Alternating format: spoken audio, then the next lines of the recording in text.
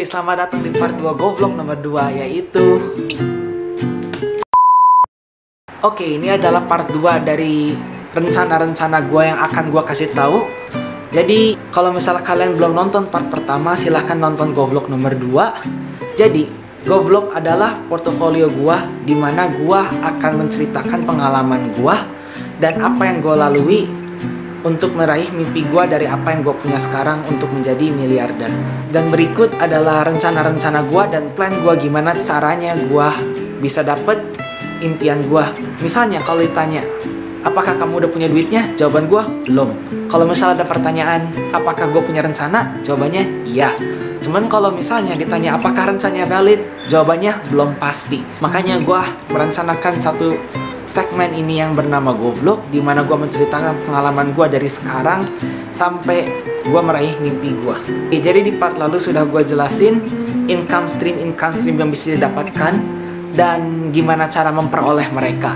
Dan di part ini gue akan jelaskan dengan detail apa itu plan gue dan caranya untuk meraih plan itu. Plan pertama gue, semenjak gue mulai ini tanpa modal dari siapapun, pertama, gue bakal bikin YouTube channel. Dan kenapa gue bikin YouTube channel? Kalau misalnya gue bikin YouTube channel, pertama income-nya lumayan. Kalau misalnya jadi, kalau misalnya nggak jadi ya udah, there's nothing to lose. Kedua, lu nggak perlu modal yang banyak banget. Soalnya lu modal HP juga sebenarnya bisa pakai YouTube. Jadi lu tinggal invest.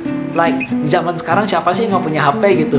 So lu modal HP bisa bikin YouTube channel. Lu tinggal ngerekam sesuatu yang lu suka, terus lu upload. Kalau misalnya lu ada marketnya dan lu bisa menarik banyak viewers, itu dia, lu bisa dapat satu income dari sana.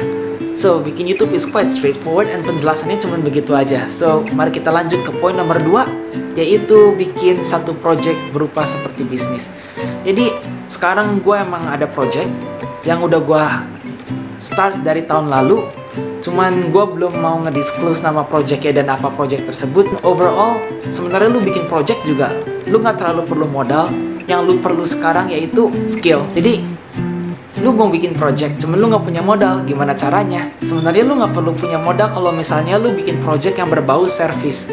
Jadi, yang lu perlu itu tuh hanya, contohnya kalau misalnya lu mau bikin website atau lu mau bikin sesuatu, lu hanya perlu teman-teman dimana lu sama temen lu itu punya background yang beda. Jadi kalian berdua bisa saling melengkapi gitu. Contoh, gue sekarang bisa marketing, gue bisa bisnis dan lain-lain, bisa manajemen. Dan temen gue bisa IT, bisa bikin website, bisa bikin gambar, bisa bikin ini, bisa bikin itu. Jadi kalau misal kita gabungin bareng-bareng, kita bisa membuat sesuatu berupa seperti service, dan itu bisa menjadi project lu, dan itu bisa menjadi source of income kedua lu. Cuman, kalau misalnya lu mau bikin project sama temen lu dan lain-lain, ada beberapa hal yang patut diperhatikan. Contohnya, kalau misalnya lu punya bisnis partner dan bisnis partner tersebut kayak susah diajak kerja, atau tidak sama visionnya sama lu punya hal sesuatu dan bisnis partner lu tidak bisa melengkapi apa yang lu nggak punya. Segala sesuatu itu balance kayak yin-yang. Jadi, lu butuh bisnis partner yang sama visionnya, dimana kalian berdua saling melengkapi. Ketiga, rencana gua source of income itu dari invest ke saham.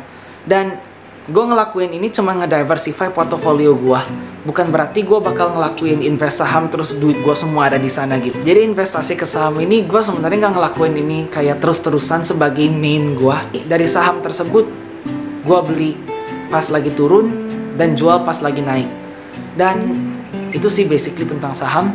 On the way, saham itu jauh lebih kompleks dari apa yang kita pikirin sekarang. Jadi gue sendiri juga belum terlalu mahir di bidang tersebut. Dan kalau misalnya kalian pada ada yang ngerti lebih tentang saham, silahkan komen di bawah.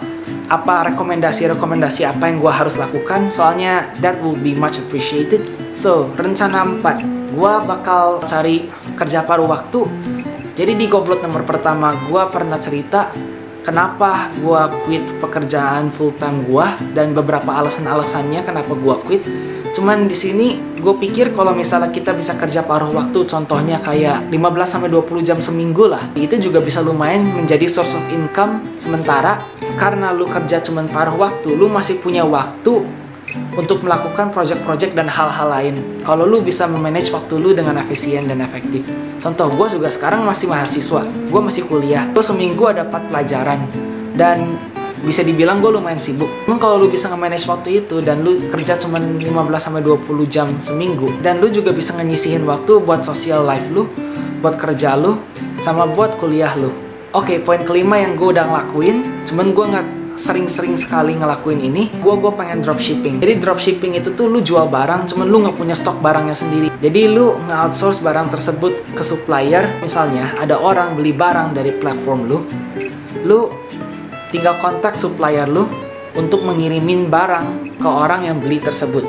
Jadi lu cuman orang tengah, dimana lu nggak perlu punya barang tersebut, lu cuman ngedesain barangnya tersebut, dan yang manufacturer bakal kirim barang itu ke klien lu. Jadi duitnya lu bakal dapetin untuk bayar si supplier tanpa membeli barangnya tersebut. Jadi contoh dropshipping yang gue pernah ngelakuin, gue pernah dropshipping dari AliExpress ke eBay. Jadi dropshipping di eBay sama AliExpress itu tuh kayak lu ngelis barang di eBay, cuman lu dapat barangnya dari AliExpress. Jadi barang di AliExpress itu lebih murah dari barangnya dijual di eBay. Jadi lu jual barang di eBay dengan harga yang sudah di markup, harganya udah di markup, lu cari barang di AliExpress, terus lu kirim ke pembeli lu yang dari eBay tersebut. Sebenarnya kalau misalnya lu nge-outsource barang dari platform lain, itu nggak dibolehin sama eBay. Jadi gue ngelakuin itu nggak terlalu sering, dan itu pernah gue lakuin. Kedua, ada alternatif lainnya, yaitu Shopify. Dan selain Shopify, banyak juga kayak dropshipping platform lain di luar yang bisa lu pakai, dan itu semua bisa dicari dari Mbah Google. Oke, rencana nomor 6, as early as possible, gue pengen invest di retirement account. Jadi kalau misalnya gue invest di dana pensiun, gue nggak terlalu perlu bayar pajak di sana. On top lu nggak bayar pajak, lu juga dapat bunga dari sana. Oke, habis plan-plan tersebut, kalau misalnya gue udah bisa nabung antara sampai 100-200 juta, gue bakal mencoba untuk invest di properti. By investing on property, gue punya aset yang bakal naik lebih lama waktunya, dan gue juga bisa nge-rent properti tersebut dan dapat duit dari rental. Oke, jadi itulah rencana gue. Dan kalau misalnya kalian ada masukan-masukan ke rencana gue, silahkan komen di bawah sana. Kalau misalnya kalian tidak setuju atau setuju dengan rencana gue, silahkan komen di bawah sana juga.